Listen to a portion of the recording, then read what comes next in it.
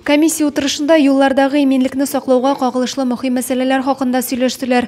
Соңгы 4 ай нәтиҗәләре буенча Зәй районы юлларында 129 юл транспорт һәлакәте булган. Аларда 3 кешенең гомере өзелә, 9 кеше яралана.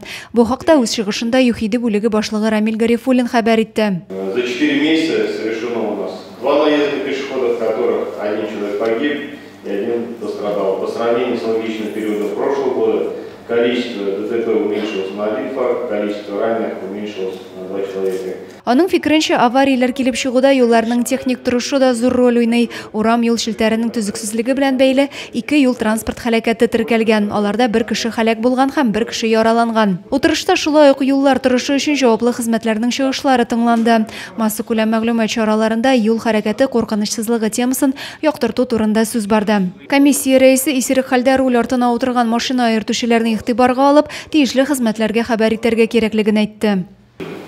Еще раз повторюсь, нахождение у водоема, сейчас идет нерест, нахождение в лесу автомобилей запрещено. Поэтому, если видите, доводите информацию до меня, до Рената Миратовича, Рамиля Гарифуллина.